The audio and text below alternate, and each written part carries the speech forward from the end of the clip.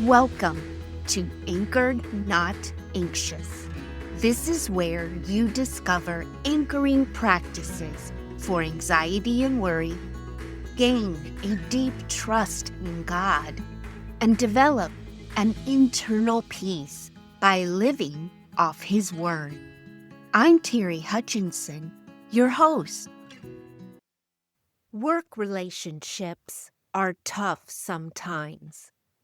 I worked with a nurse who moved the boundary lines daily in how we interacted with one another.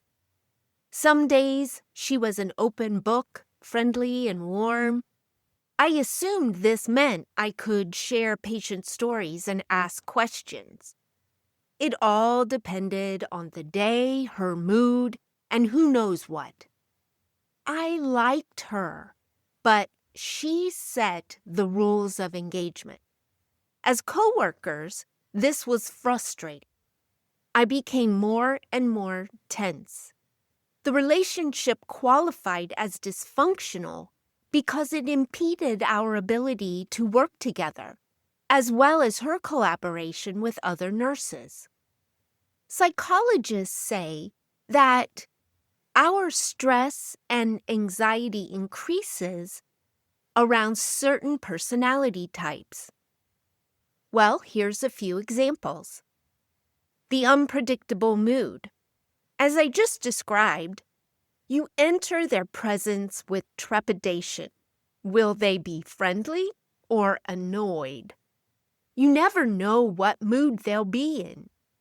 You may get a chilly reception or a welcoming one. The inconsistent verbal and nonverbal messages from prior encounters cause uncertainty and tension within you.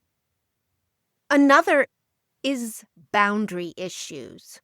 Boundary issues cause stress because the friend, coworker, or family member may demand more of you than you want to give. An introvert may feel an extrovert or assertive personality breaches their boundary lines. Some individuals seek more time, more communication, or they share personal stories expecting you to reciprocate. You may have a friend who frequently shares frustration and is tearful about her relationship or circumstance in her life. Maybe a family member calls or texts daily, relaying how miserable they have it. Or there's that friend who's always running things by you because you're such a big help. And then there's that person who knows you'll do them a favor, and they ask a lot of favors. Another personality type is the passive-aggressive. Interactions with passive-aggressive behavior are unsettling. Praise contains sarcasm and compliments have a cynical tone. You enter the conversation as if entering a battle zone. You get anticipatory stress and anxiety. Then there's the energy vampires. Energy vampires make you feel depleted after being in their presence. Conversation centers on themselves. Energy depleters need reassured and affirmed as they describe how the world is against them. They make sure you know their situation is worse than anyone else and one up often. They may show no interest in your life.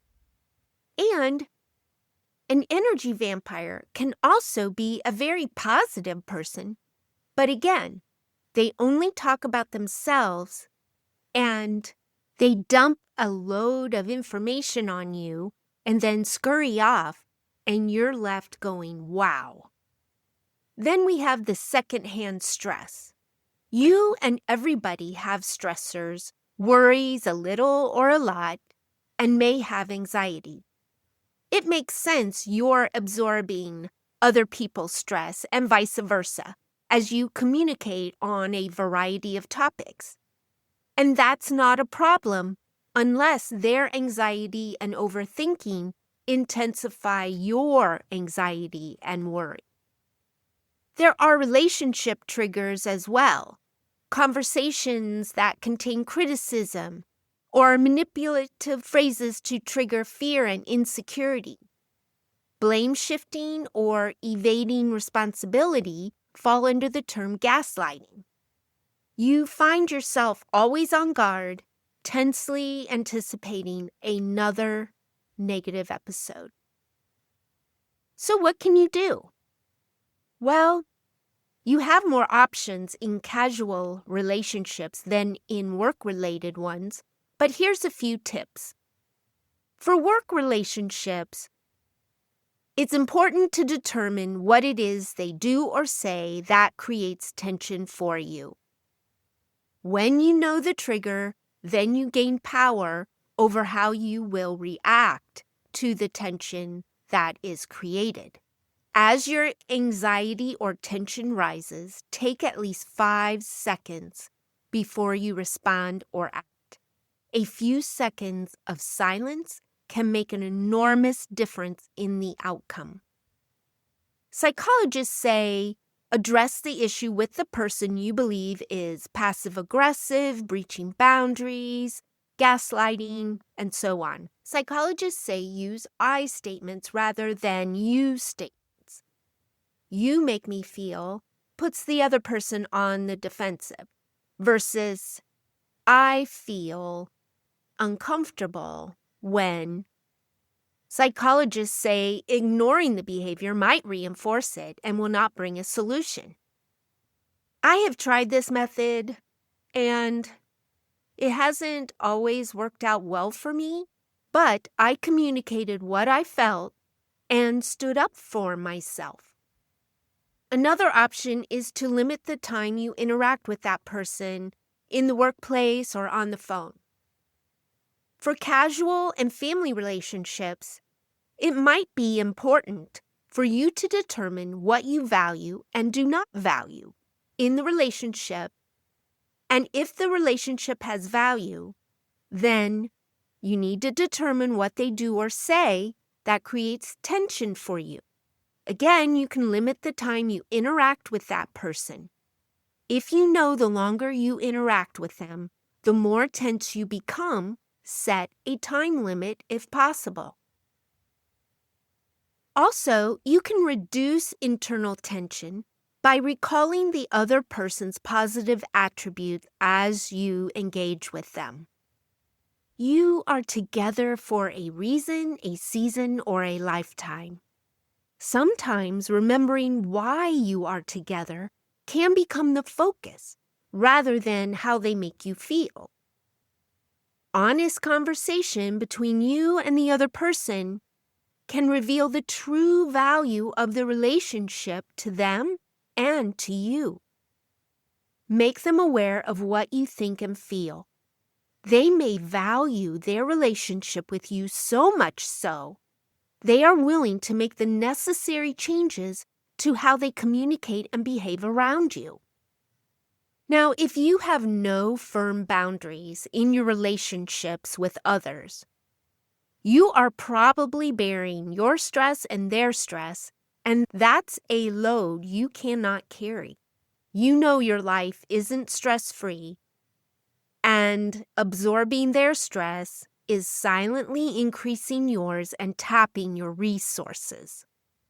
If you feel a relationship or friendship is too stressful, you can pull back. Let them know you'll be out of touch for a while as you manage life issues. No other explanation is necessary.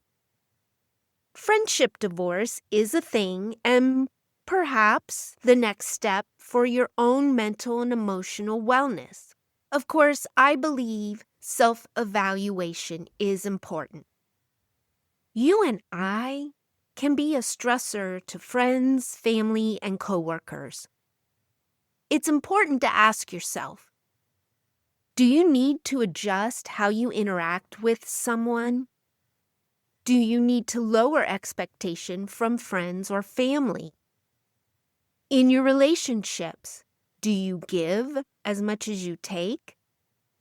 Self-evaluation is one way that we live well in relationship with others. For more information on this topic, check out the references in the episode description. And of course, you can Google the term stressful personalities for a specific focus on anything I've talked about here and for other stress-inducing personalities. Well, thank you for listening. I hope you'll watch my YouTube channel, Anchored Not Anxious, for special videos. I'm collaborating with Jojo Tabares on Heaven and Health, and you can find that on YouTube as well. And of course, leave a comment. I'd love to hear from you. You can find me on Facebook at Terry Hutchinson. All right, until next time.